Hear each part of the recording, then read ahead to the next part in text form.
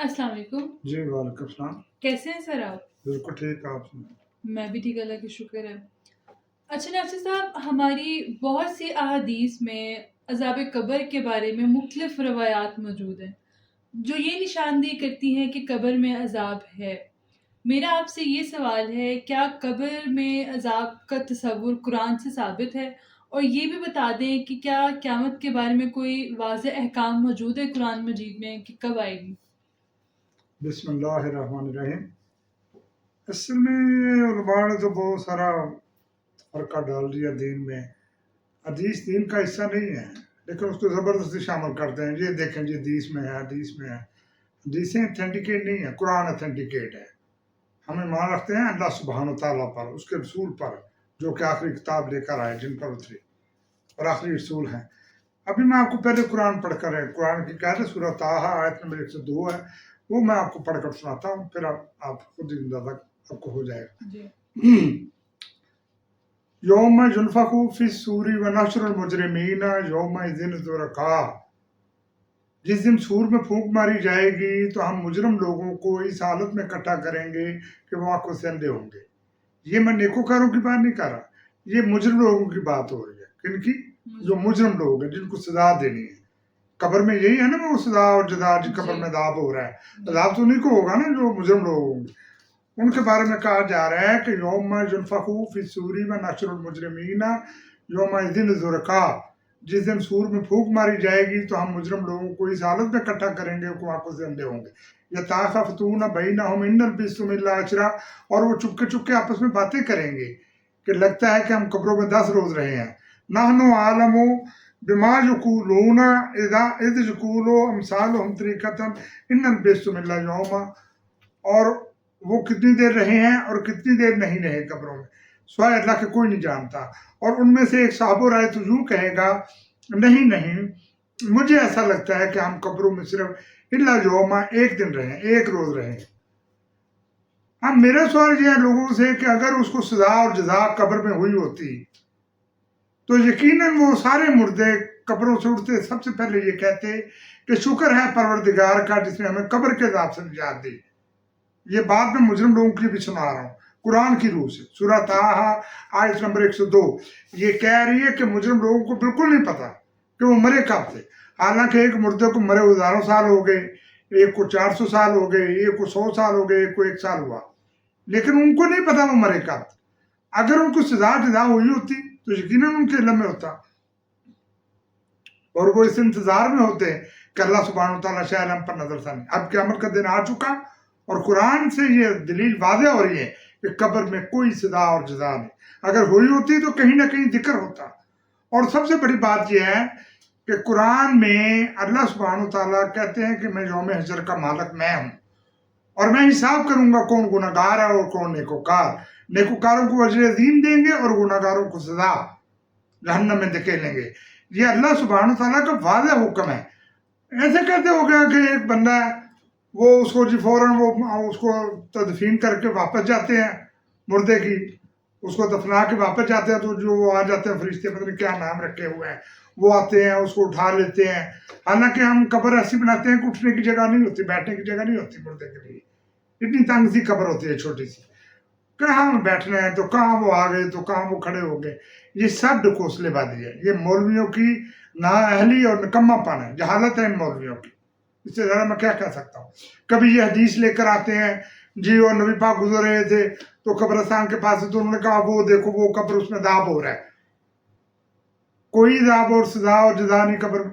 कब्र सिर्फ उस लाशे के लिए जिसकी रूह को निकाल लिया गया, जिसकी रूह फरिश्ते ले गए बरदक पर, आलमी बरदक में ले गए या आलमी रवा में ले गए और संदूक में बंद कर दिया, और वहां पे सिर्फ लाशा है। लाशे को इसलिए हम कब्र में दफनाते हैं, मुस्लिम, जूस और क्रिश्चियन, अल्लाह के हुक्म से, इसलिए चाहते हैं कि उसकी हुर्मत की बेहुरमती ना हो, लाश की बेहुरमती ना हो, मैयत की, और तोफा ना आए। क्योंकि मिट्टी के अंदर खासियत होती है, उसके ज़िम कर लेती है, उसको अपने अंदर जज़ब कर लेती है। सिर्फ इसलिए वो वहां मरिया मेट होगा, उसको कीड़े भी खाएंगे, उसको सांप भी खाएंगे, जमीन के अंदर जितने हशरातुल अर्ज़ हैं वो सब उसको खाएंगे। ये है उसके साथ। اور وہ فنا ہو جائے گا، مرجمیٹ ہو جائے گا۔ اللہ سبحانہ تعالیٰ اس چیز پر قادر ہے کہ وہ قیامت کے روز اس کو اپنے حکم سے دوبارہ زندہ کریں گے، اور دوبارہ اس کے جسم کو وہ ہڈیاں کہیں، اس کا گوشت کہیں گل سڑ چکا ہوگا، وہ سارا اکٹھے کرنے کی صلاحیت کون رکھتا ہے؟ اللہ سبحانہ تعالیٰ۔ اس کے علاوہ کوئی قادر نہیں اس چیز پہ۔ اس چیز کا نبیوں کو کوئی علم نہیں ہے کہ قبر کی منظر، نبی پاک ایسی کوئی بات نہیں کر سکتے جو قرآن کے مصادم ہو، کیونکہ انہوں نے اپنے ہاتھ سے قرآن لکھوایا، اپنے سامنے لکھوایا، ان کے قلم پر اترا، اور ان کی زبان سے یہ الفاظ ادا ہوئے، پھر جا کے قرآن بنا۔ میں کہتا ہوں اتنی جہالت ہے ان کی۔ آپ قرآن کو تو پریفر کریں، قرآن کو تو اسٹڈی کریں کہ آیا قرآن میں کیا ہے، اس کے بعد فیصلہ کریں۔ دوسری بات یہ ہے، دنیاوی ہے، کہ ایک بندے کو مچھلیاں کھا گئی، ایک کو جانور کھا گئے، اس کی قبر ہی نہیں بنی، ایک بندے کے لاشوں کو جلا دیا گیا اور اس کی راکھ کو سمندر میں دریا میں مار، اس کی قبر ہی نہیں ہے، تو پھر اسے کہاں آئیں گے اٹھائیں گے؟ یہ ایک بڑی مضحکہ خیز بات ہے، یہ بڑی ہی مضحکہ خیز بات ہے جو یہ بیان کرتے ہیں۔ پتہ نہیں انہوں نے داڑھی کیا رکھ لی، انہوں نے لائسنس مل گیا ان کو کہ ہم جو بھی بات کہیں گے لوگوں کو ماننی پڑے گی۔ پہلے اللہ کی قرآن کو تو پڑھو، اس کی تعلیم کو تو لو، اس کے بعد بات کرو۔ یہ بالکل ان کی پن گڑت اور بے بنیاد بات۔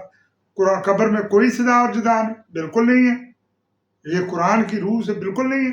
یہ پتہ نہیں کہاں سے لے آتے، کیسے لوگوں کو انہوں نے ایسے خواب خواب ڈرایا ہوا ہے۔ ہاں صدا اور جدا ہے، اس کا اختیار اللہ سبحانہ تعالیٰ کا۔ اللہ سبحانہ تعالیٰ یہاں تک کہتے ہیں کہ جس دن اس کا غصہ بڑھ جائے گا تو اسرائیل کو اور عزرائیل کو حکم دیں گے کہ ہر چیز کی روح قبض کر لو، فنا کر دو، اور اسرائیل کو کہیں گے کہ ہر چیز کو فنا کر دو، زمین و آسمان، چاند ستارے سورج ہر چیز فنا ہو جائے گی، اور اللہ سبحانہ تعالیٰ ان کو مارنے کے بعد ان کو بھی مار دیں گے۔ اور پھر کب تک زندہ فرشتے، جنات، انسان، تمام مخلوقیں مار دی جائیں گی؟ اللہ سبحانہ تعالیٰ ہزاروں سال زندہ رہیں گے، لاکھوں سال اللہ اکیلا بیٹھا رہے گا اور آواز دے گا کائنات میں کہ اللہ سبحانہ تعالیٰ کے علاوہ کوئی کائنات میں جزیر روح ہے؟ اللہ سبحانہ تعالیٰ کا کوئی جواب نہیں آئے گا، کوئی ذی روح جواب نہیں دے گا، کوئی ہوگا نہیں، ما سوائے اللہ تعالیٰ۔ پھر اللہ سبحانہ تعالیٰ بار بار آوازیں لگائے گا، اتنے جل جلالہ وہ غصے والا ہے۔ اللہ سبحانہ تعالیٰ بڑا رحیم کریم ہے، لیکن آپ لوگ اس کے غصے کو نہیں جانتے، یہ صرف انبیاء جانتے تھے، اس لیے تم چوڑے ہو کر پھرتے ہو اور اللہ سے ڈرو، اللہ سے ڈرتے نہیں۔ فرقہ بازی کو بنایا ہوا ہے، بہت سارا دین میں انتشار ڈال دیا ان مولویوں نے، اور خوف خدا نہیں ہے۔ یہ سمجھتے ہیں جی کہ ہمیں فلانا بخشا لے گا، فلانا، کسی کی طاقت نہیں بخشانے۔ پیغمبروں کا کام یہ تھا کہ وہ اللہ کا پیغام دیں، انہوں نے اللہ کا پیغام دیا اور مر کر اس دنیا سے چلے گئے۔ ان میں سے بہت سارے تو ایسے ہیں جو ابھی بھی نہیں مانتے، وہ کہتے ہیں جی وہ پیغمبر، وہ شہداء جو ہے نا جی، وہ ان کو موت نہیں آئی، وہ زندہ ہے اور وہ کھاتے پیتے ہیں، تو پیغمبروں کا درجہ تو ان سے بھی بڑا ہوتا ہے، تو وہ بھی ابھی تک قبروں میں بیٹھے ہوئے ہیں۔ یہ ساری کیا اللہ سبحانہ تعالیٰ کو کئی سو دفعہ قرآن میں کہتا ہے میں نے تمام نبیوں کی موت دی، تمام نبیوں کو موت دی، اے نبی صلی اللہ علیہ وسلم میں آپ کو بھی موت دوں گا، آپ سے پہلے جتنے بھی نبی گزرے میں ان کو موت دی، آپ کو بھی دوں گا۔ ہر ذی روح جو آدم کی اولاد میں سے جو دنیا میں آئے وہ ایک نہ ایک دن ضرور جائے گا مر کے۔ مرنا ثواب ہے، مرنا دین کا حصہ ہے۔ تو یہ ان سے پوچھے نا، وہ پردہ پوش کر کے فلانے پیر صاحب وہ پردہ کر گئے ہیں، پردہ کیا ہوتا ہے بھائی؟ وہ مر چکا۔ پردہ کیا ہے؟ پردہ تو یہ ہوتا ہے کہ آپ چھپ جائیں، پردے کے اندر چھپ جائیں پھر نکل آئے، ایسا نہیں ہے۔ وہ مر چکے، جو مرے گا وہ فنا فل ہے، قیامت کے دن اس کو دوبارہ زندہ کیا جائے گا۔ جن اللہ تعالیٰ کو رحم آئے گا کائنات پر، وہ پھر اسی طرح اس کو بنائے، وہ اسرافیل کو پھر دوبارہ زندہ کرے گا اور کہے گا دوبارہ سن،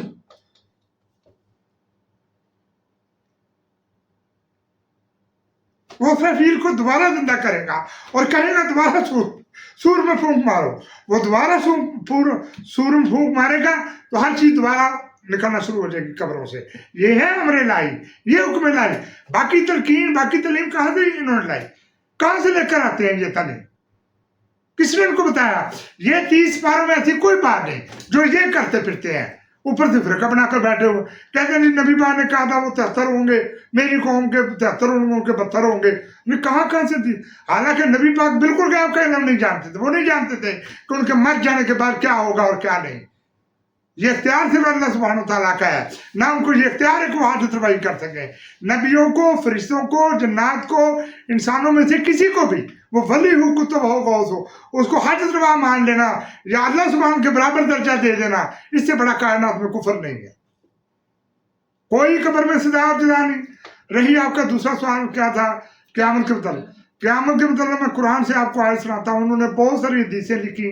حضور نے یہ کہا، حضور پاک نے یہ کہا، وہ صحابی دوڑتا ہوا ہے، یا رسول اللہ کو نشانی بتا دیں قیامت کب ہے. قرآن کیا کہہ رہا ہے؟ وہ قرآن جو نبی نے ہمیں دیا، ایک پیغمبر نے دیا، اللہ کی طرف سے وہ پیغام لکھوایا. وہ سورہ اعراف آیت نمبر 187 کہہ رہی ہے یسألونک عن الساعۃ ایان مرساہا قل انما علمها عند ربی. اے نبی اکرم صلی اللہ علیہ وسلم، یہ لوگ آپ سے قیامت کے متعلق سوال کرتے ہیں کہ اس کا وقوع کب ہوگا. آپ کہہ دیجئے اس کا علم صرف میرے اللہ کے پاس ہے. لا یجلیہا لوقتہا الا ہو لا تأتیکم الا بغتۃ. اور اس کے وقت کو سوائے اللہ کے کسی اور پردار نہ کیا جائے گا، اور وہ تم پر اچانک آ پڑے گی. میرا ایک چھوٹا سا سوال تو یہ ہے کہ آج 1400-1500 سال ہو گئے ہیں قرآن کو اترے ہوئے، اللہ سبحانہ تعالیٰ کا ابھی تک اچانک نہیں آیا. ہم نہیں جانتے کہ کب قیامت آئے گی اور کب تک یہ نظام چلے گا. یہ اللہ سبحانہ تعالیٰ کے علاوہ کوئی نہیں جانتا. جن لوگوں نے جھوٹی اور من گھڑت حدیثیں بنا کر دین اسلام کے اندر ایڈ کر دی، یقیناً قیامت کے دن اللہ سبحانہ تعالیٰ ان کو جکڑے گا کہ انہوں نے اللہ کے دین کے ساتھ دھوکہ بازی کی، ہیرا پھیری کی اللہ اور اس کے رسول کے ساتھ. رسول نے تو یہ حکم نہیں دیا. رسول نے، اللہ کے رسول صلی اللہ علیہ وسلم نے یہ قرآن لکھوایا، یہ پیغام ہے اللہ سبحانہ تعالیٰ کا جو ان کے ذریعے آیا. یہ اس کو چھوڑ کر پتہ نہیں کس کی پیروکاری کرتے ہیں. یہ اللہ سبحانہ تعالیٰ کے پیروکار ہیں یا غیر اللہ کے؟ یہ اللہ کی پیروکاری کرتے ہیں، یہ شیطان ابلیس کی. کس کے پیروکار ہیں یہ بالکل ان کی باتیں من کرتے ہیں. قرآن کی روح سے کوئی قبر میں عذاب اور سزا نہیں ہے، اللہ میں کہتا ہوں. اور نہ ہی کسی کو ذی روح کو پتہ ہے، کسی فرشتے کو، کسی نبی کو، کسی انسان کو کہ قیامت کب آئے.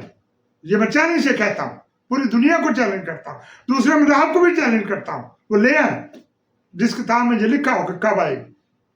نہیں لکھا. یہ علوم ہے اللہ سبحانہ تعالیٰ کے. یہ کائنات اللہ سبحانہ تعالیٰ نے بنائی. یہ سولر سسٹم، یہ گیلیکسی، یہ ڈوری، یہ کاسموس، یہ یونیورس، یہ ساری اللہ سبحانہ تعالیٰ کی پروڈکشن ہے. یہ اس کی کریشن ہے.